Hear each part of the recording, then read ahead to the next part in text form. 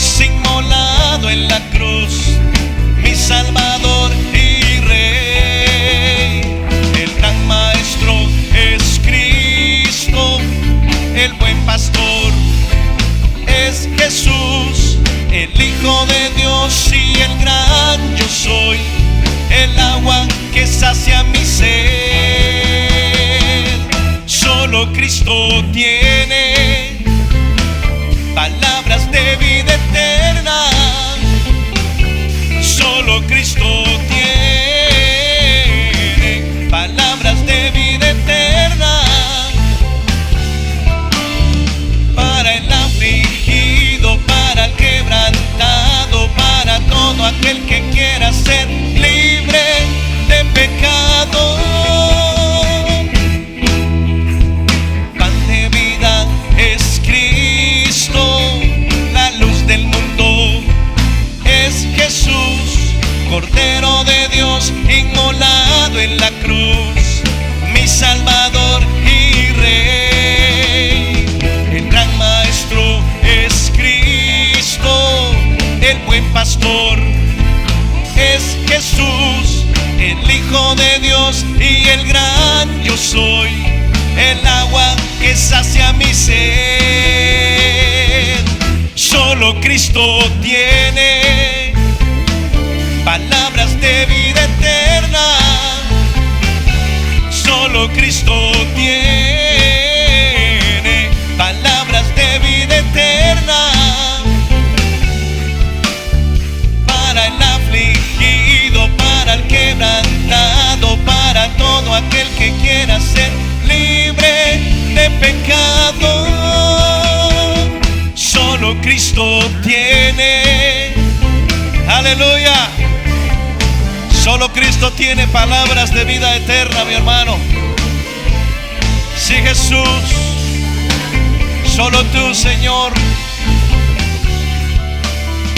Para el afligido, para el quebrantado, para todo aquel que quiera ser libre de pecado.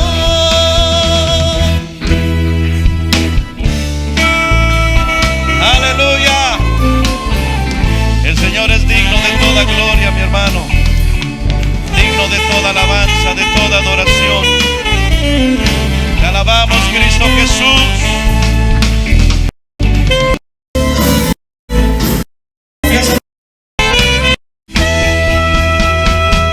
Solo Cristo tiene palabras de vida eterna.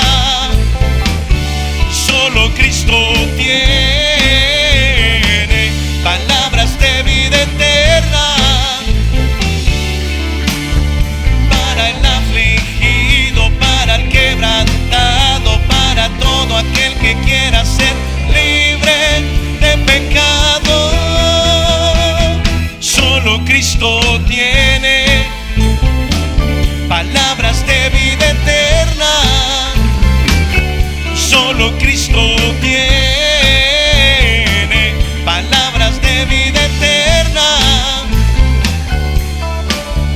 Para el afligido, para el quebrantado, para todo aquel que quiera ser libre de pecado. Solo Cristo tiene palabras de vida eterna. Solo Cristo tiene palabras de vida eterna. Para el afligido, para el quebrantado, para todo aquel que quiera ser libre de pecado.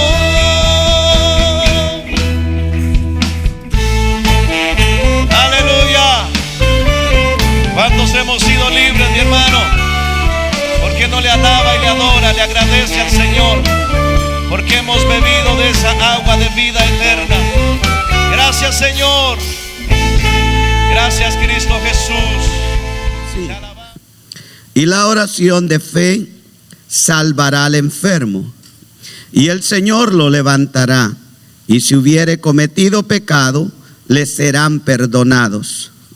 Confesaos vuestras ofensas unos a otros y orad unos por otros para que seáis sanados. Y la oración eficaz del justo puede mucho. Tengo primero que explicarle la confesión bajo el orden de la ley levítica. La confesión que nosotros oímos y escuchamos no nació en el Nuevo Testamento. Santiago está haciendo alusión a algo tan conocido ya por el pueblo de Dios, por los redimidos. Santiago hace esta explicación y él concluye el verso 16 que inició en el verso 13 acerca de las situaciones que pueden suceder en la vida. Pero nosotros no podemos entender el verso 16 si primero no nos damos cuenta de lo que pasaba en el Antiguo Testamento.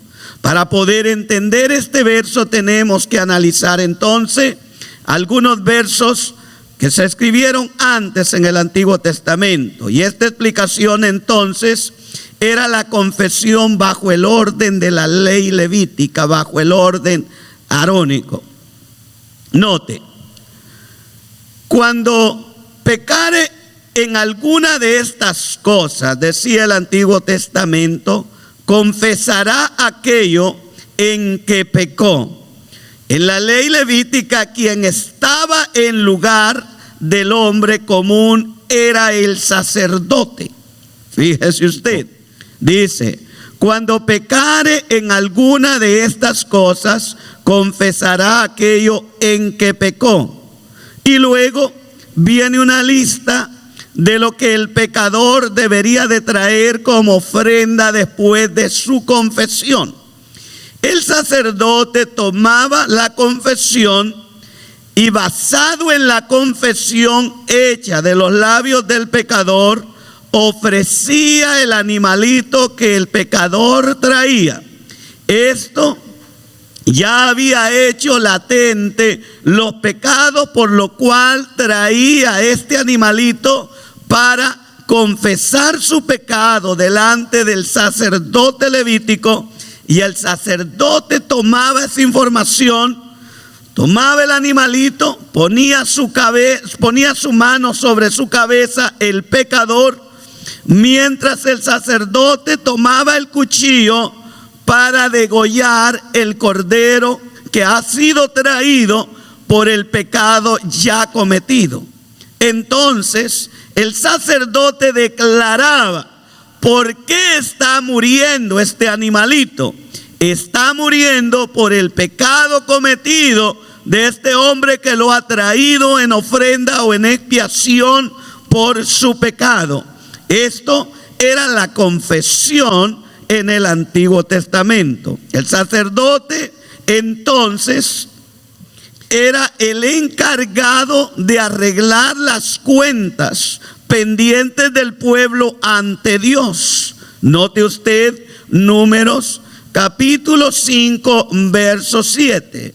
Dice el texto: aquella persona confesará el pecado que cometió y compensará enteramente el daño y añadirá sobre ello la quinta parte y lo dará a aquel contra quien pecó. Oiga este texto. Esta confesión se hacía cuando un pecador había ofendido a su prójimo, ya hubiese sido que hubiese tomado lo que no era de él, era de el prójimo, lo tomó y se encontró aquella prenda en las manos de aquel usurpador o de aquel prácticamente ladrón. Este individuo tenía que traer lo que se encontró de robo y lo debería de repagar por haber tomado lo que no es suyo, y luego confesar su pecado al sacerdote para que el sacerdote hiciera la expiación por él, para que quedara absuelto de ese pecado. Entonces, los salmistas, note usted, Los salmistas, en una forma poética, declaran a quién se debe confesar los pecados. Lo hacen en el Salmo 32, verso 5. Mírelo conmigo.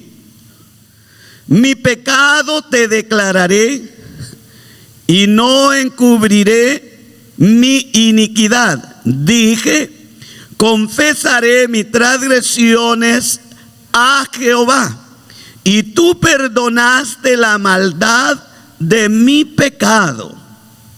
¿Lo escuchó? ¿A quién iba esta confesión?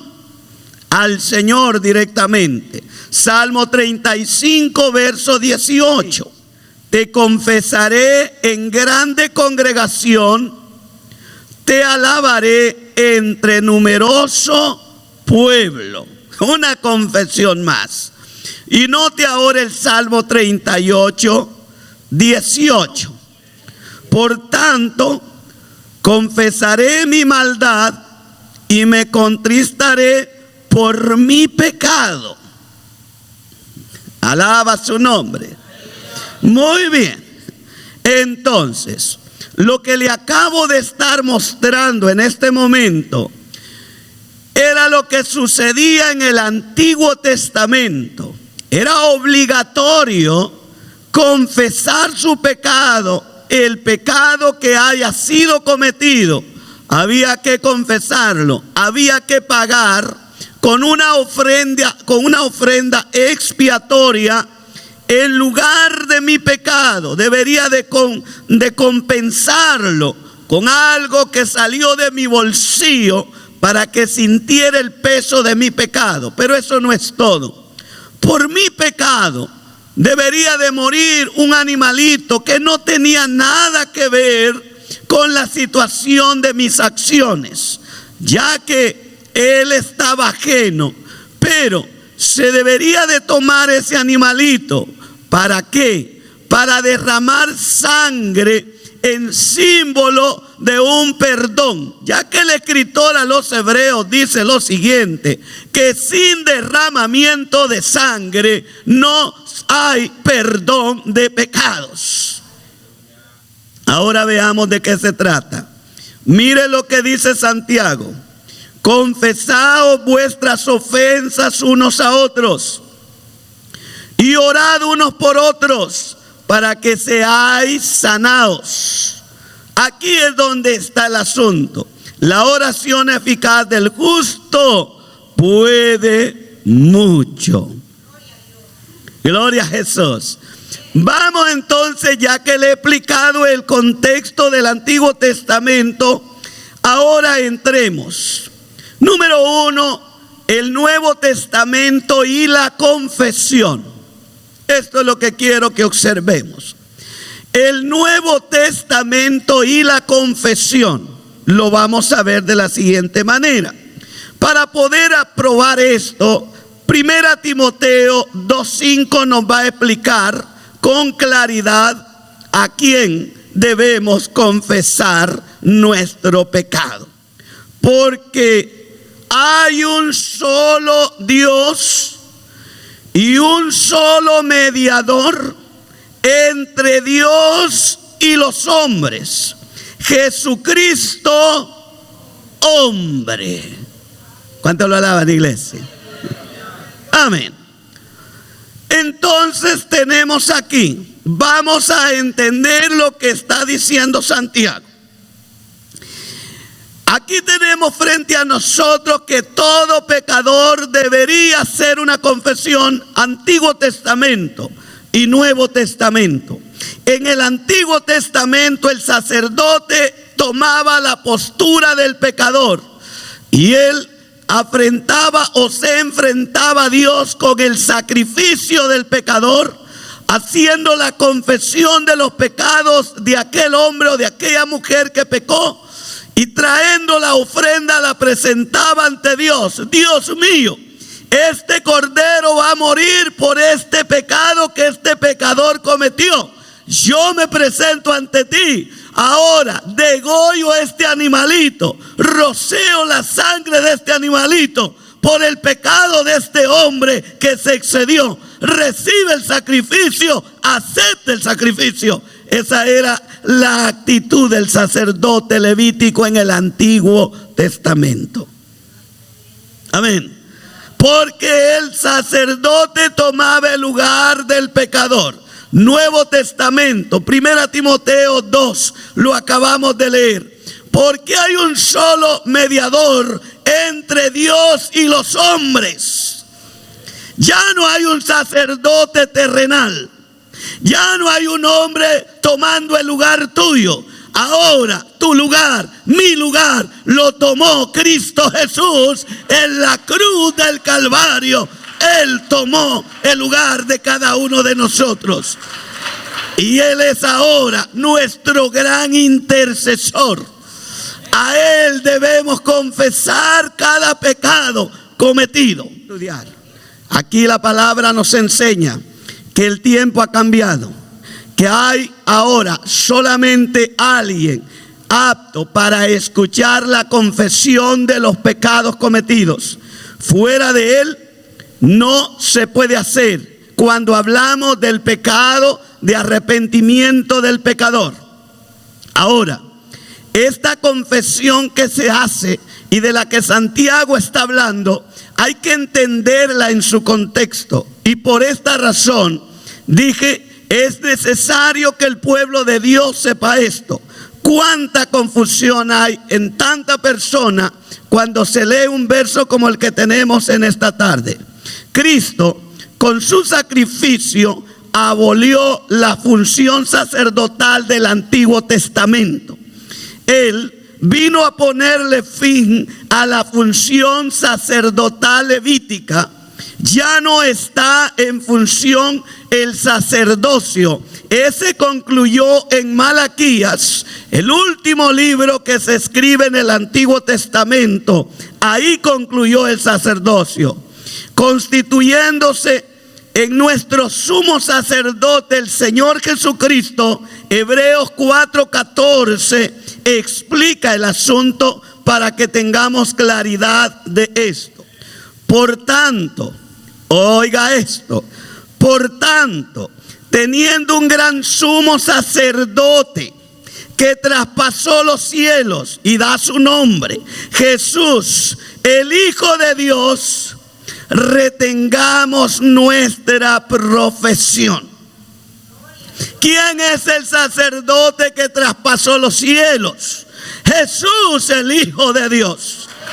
Él es el único a quien se debe dar confesión de pecados. La confesión puede hacerse entonces en este tiempo, según Bergel, a cualquiera que sepa orar.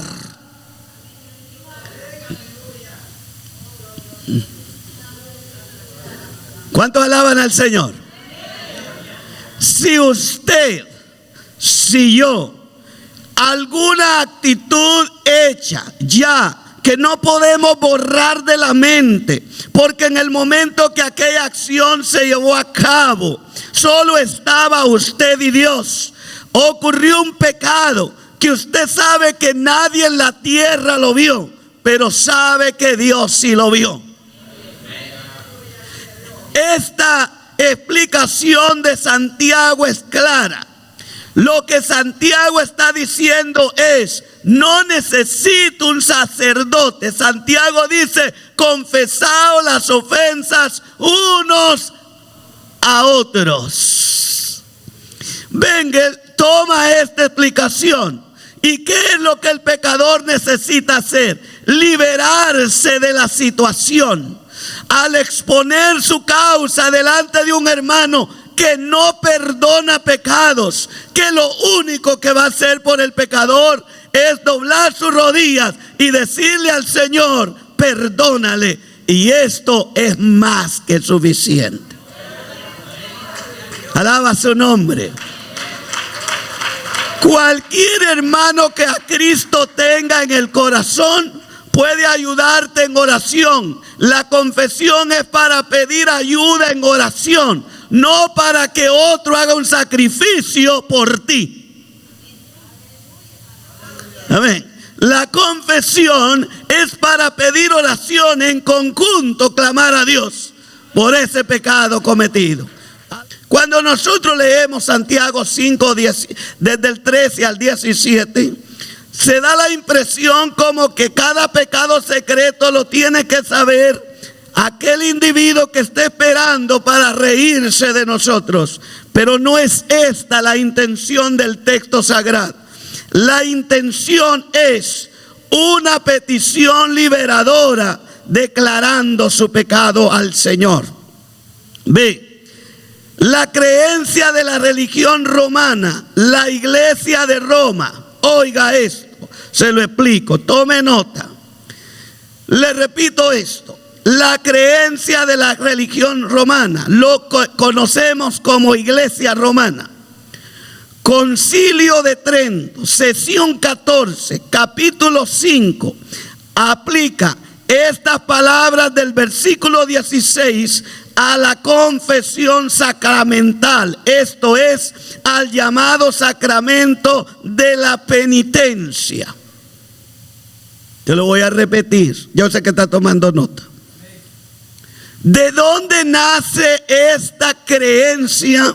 ¿De dónde nace este dogma de la Iglesia Católica que el pecador tiene que buscar un sacerdote que ya no existe e ir y confesarle su pecado? Esto inició Concilio de Trento, sesión 14,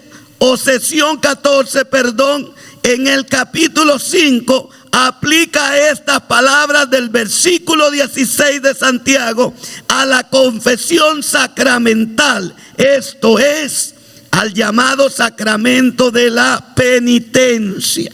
La tradición conoce este verso: un individuo hizo un pecado allá, busca lo que ellos llaman un confesionario. Detrás de la ventanilla hay un individuo escuchando lo que aquel hizo.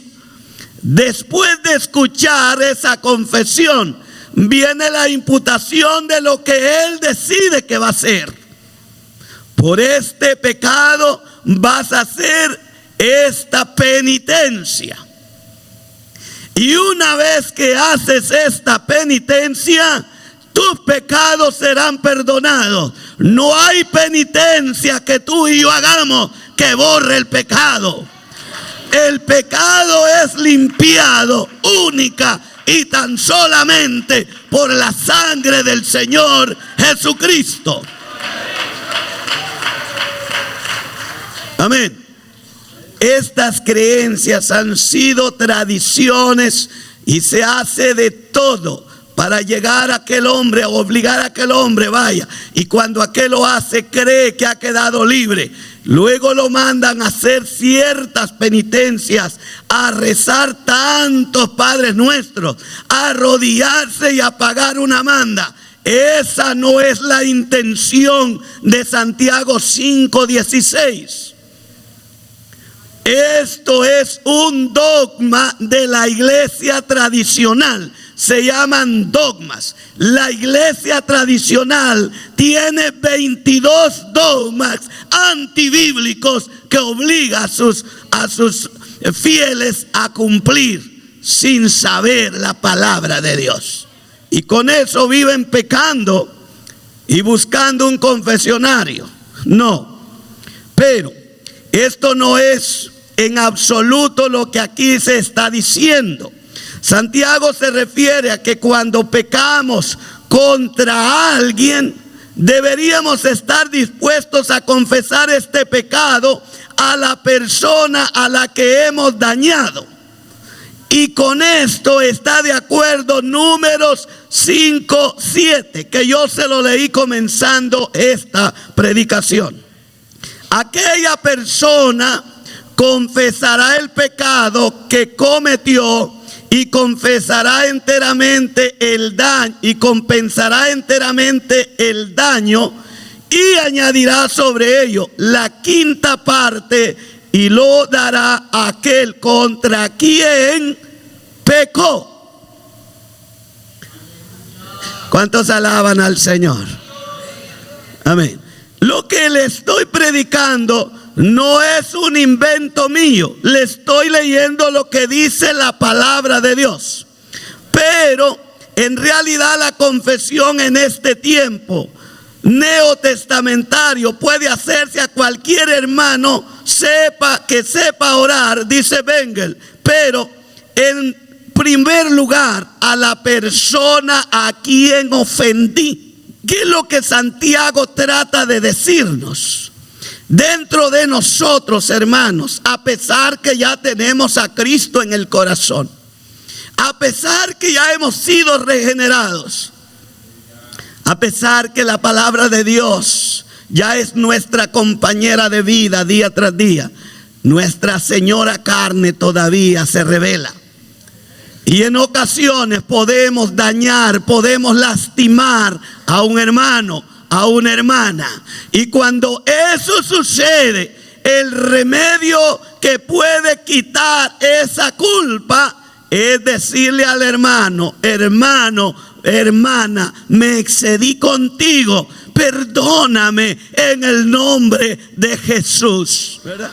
Y lo que Santiago está explicando tiene bastante en nosotros, porque para vivir una vida libre de acusaciones de la conciencia es importante vivir con cada hermano, con cada hermana en una comunión total y tener en mente esto: nadie me debe nada, a nadie le debo nada, soy libre para compartir con mis hermanos. ¿Cuántos alaban el nombre de Jesús?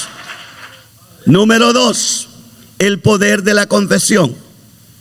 Parece ser que Santiago está asociando la enfermedad a un pecado cometido que se debe confesar para ser sanado. Y esto concuerda con lo que declara el salmista. Note esto.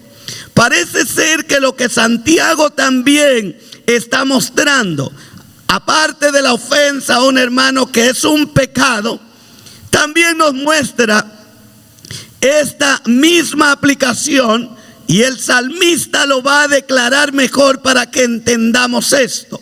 En el Salmo capítulo 32, verso 3 al 5.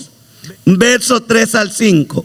Mientras callé, se envejecieron mis huesos en mi gemir todo el día, porque de día y de noche se agravó sobre mí tu mano. Se volvió mi verdor en sequedades de verano. Y oiga la resolución: mi pecado te declararé, y no encubrí mi iniquidad. Dije: confesaré mis transgresiones a Jehová, y tú perdonaste la maldad de mi pecado. Amén.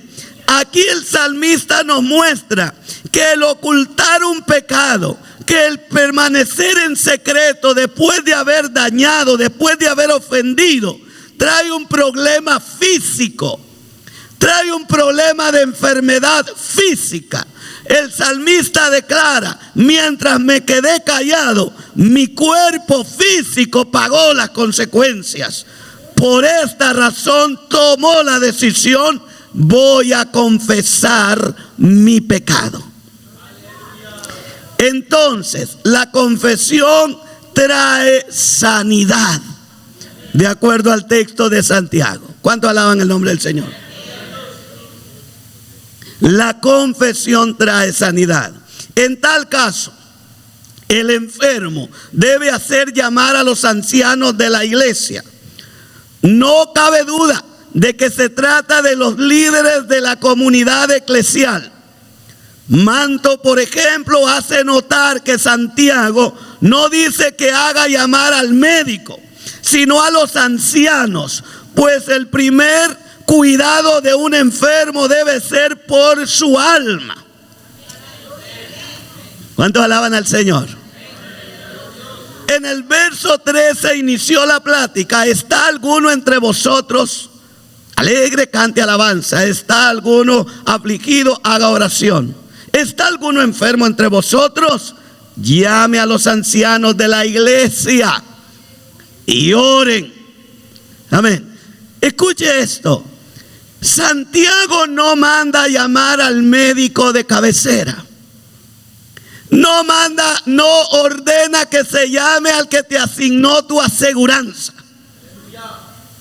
No te manda a llamar en el que te ampara el Obamacare. Santiago dice, si hay una enfermedad de este tipo, llame a los ancianos de la iglesia.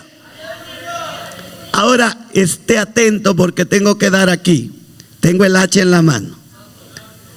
Por esta razón, el anciano asignado por Dios a cumplir una función en la iglesia debe ser un hombre de oración.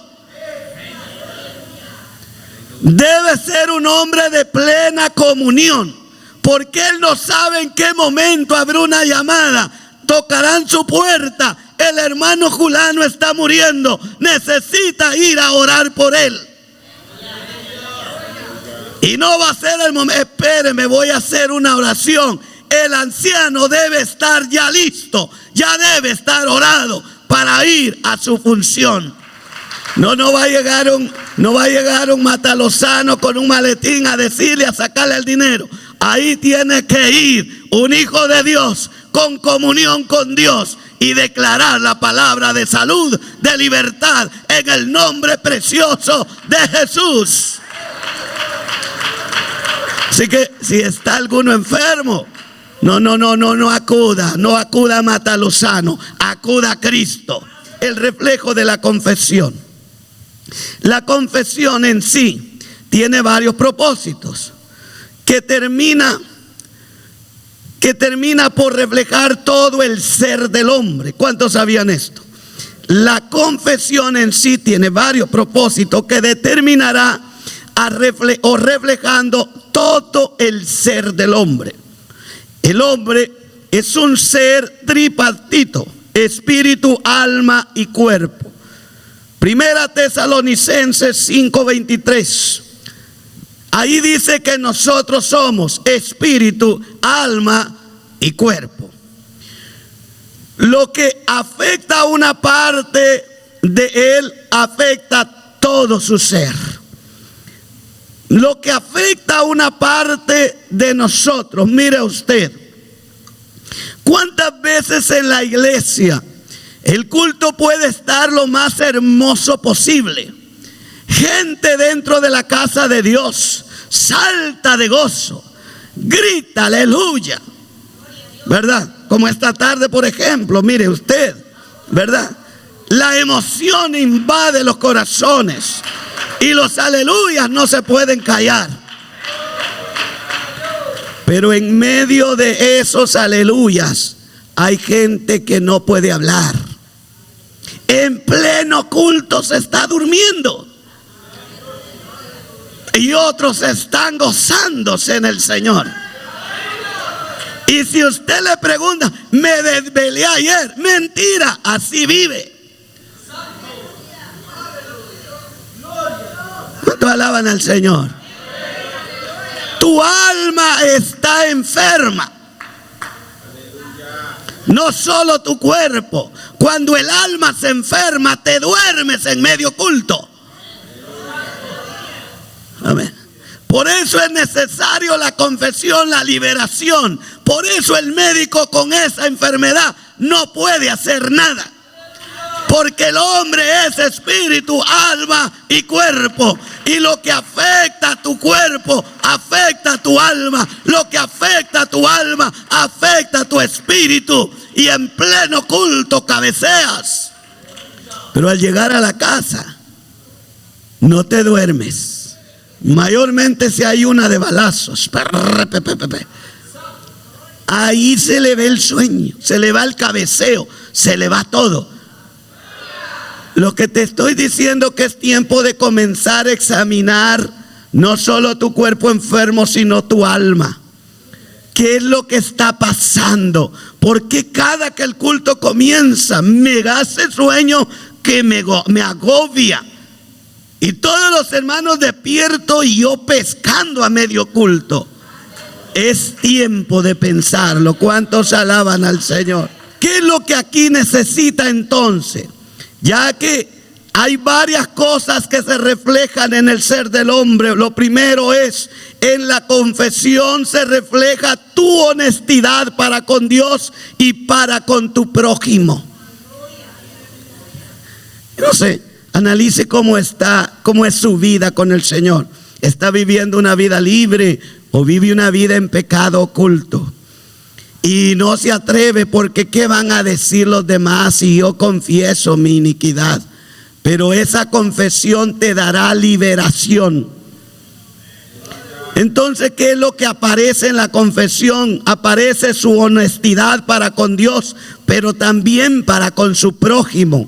Ser honesto. Por eso hay más de un tipo de confesión que nos muestra la Biblia.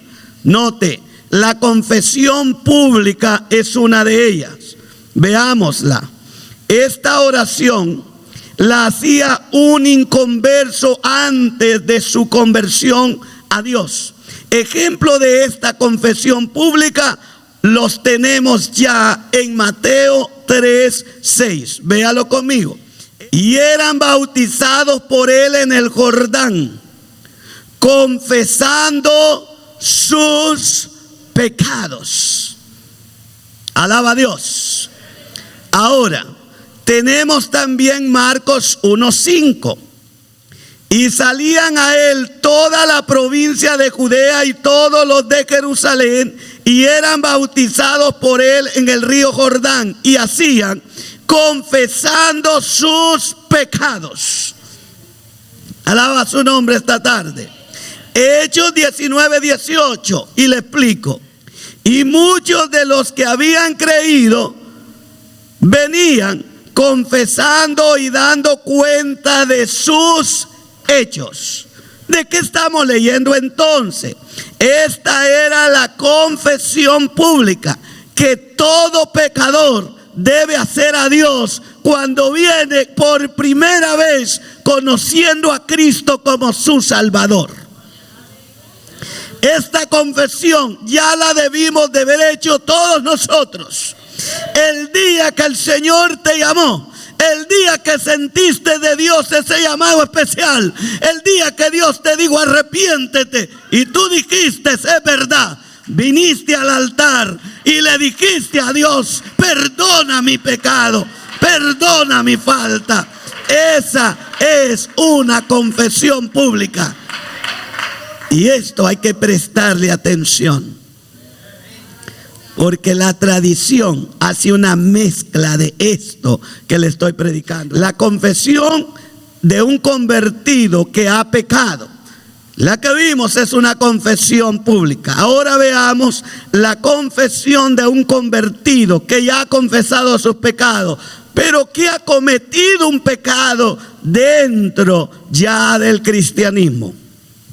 Santiago muestra a un cristiano que ya hizo su confesión pública, pero que ha fallado y ha caído en un pecado contra su prójimo, o es más, si peca contra su prójimo, peca contra Dios.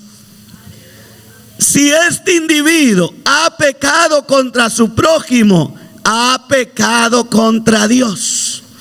Y si ha pecado contra Dios, debe confesar su pecado a su prójimo y Dios le va a perdonar. Amén, lo alaba. El fin de esta confesión es la integridad del creyente. Escuche esto. El fin de esta confesión es en sí la integridad del creyente. Escuche lo que le voy a decir. No estamos fuera de poderle fallar a Dios. No hay hombre ni mujer que vive en esta tierra que en algún momento no le haya fallado a Dios. Pero no se trata del pecado, cuán grande o pequeño sea.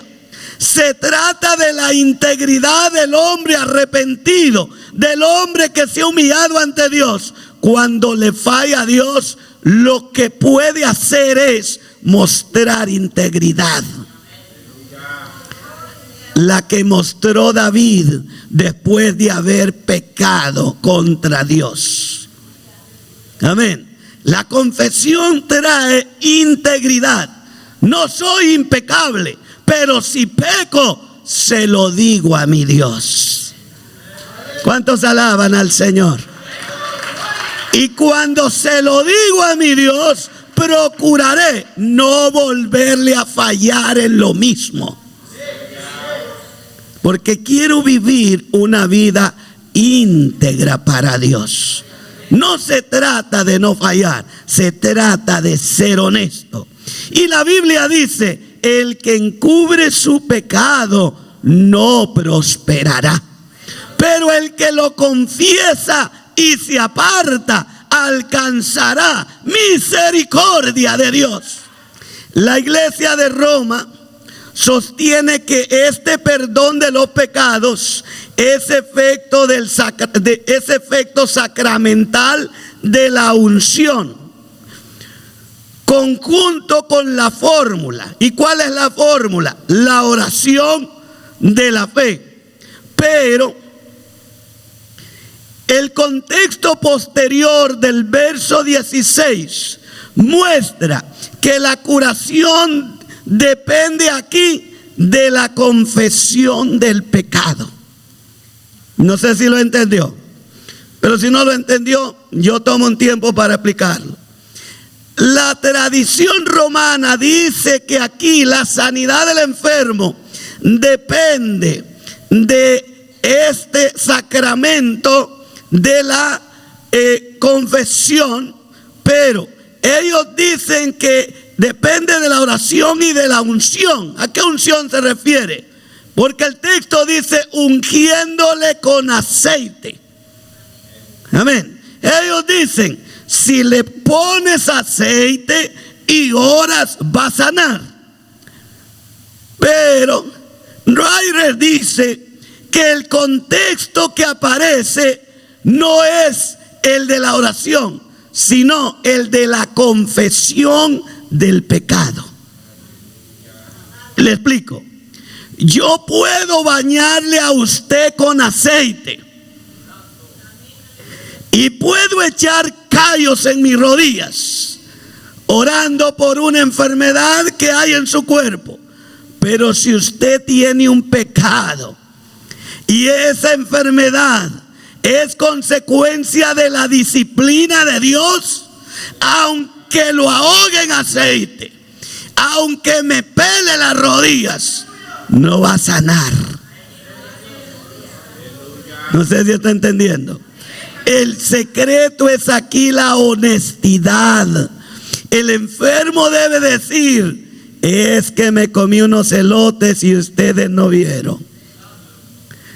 Confieso mi maldad delante de Dios y de ustedes. Le fallé a Dios. No vivas triste. Confiesa tu pecado y te liberarás. Si este es el resultado, esta enfermedad es el resultado de un pecado cometido, entonces se asemeja a lo que sucede en 1 de Corintios 11, 29 y 30. Véalo conmigo. Porque el que come y bebe indignamente, sin discernir el cuerpo del Señor, juicio come y bebe para sí. Por lo cual hay muchos enfermos y debilitados entre vosotros. Y el texto original dice así: y muchos se murieron. Esto es lo que está diciendo Santiago entonces. El peligro de un pecado oculto me puede llevar a la muerte. Esta mañana enseñaba lo que hizo Ananías y Zafira. Ellos ocultaron su secreto en matrimonio, y por andar de ocultadores de las mentiras, dice la palabra que junto a Pedro cayeron Ananías y Zafira. Su pecado lo pagaron con su propia vida. Confesaos vuestros pecados unos a otros y seréis sanados. después de esto es que la oración de un justo es que puede mucho. Tercero, la confesión a estas alturas muestra gran humildad, muestra sinceridad. La confesión, hermano, porque la actitud de un pecador que conoce a Cristo, que sabe la palabra, aún la ha predicado, aún se mantiene de consejero, y con todo eso va a cometer un pecado garrafal. Y esto es más difícil, hermano, porque que peque una persona que está todo el tiempo sentado ahí en la silla sin hacer nada, eso no importa. Él peca y dice: calladito voy, me reconcilio. Y aún si paso todos los domingos, pues no importa, yo no me ven en el altar. Pero que peque un predicador que ha estado aquí, está exhortando como estoy aquí en este momento, y nadie lo vio, pero de repente aparece con un problema serio y él sabe por qué está así. Pero como ha sido garrote en el altar, pero ahora el pecador es él, y el Señor dice: si no confiesas no te sano. Dígalo pues, así como es bueno para regañar a todos, confiese su pecado. Dios puede tener misericordia de cada uno de nosotros. Así que confesar un pecado a estas alturas, esto simboliza una humildad grande. Ser humilde y decirle al Señor: Señor, acepto mi condición, te fallé, he pecado contra el cielo y contra ti, y ya no soy digno de ser llamado tu hijo, pero perdona mi pecado.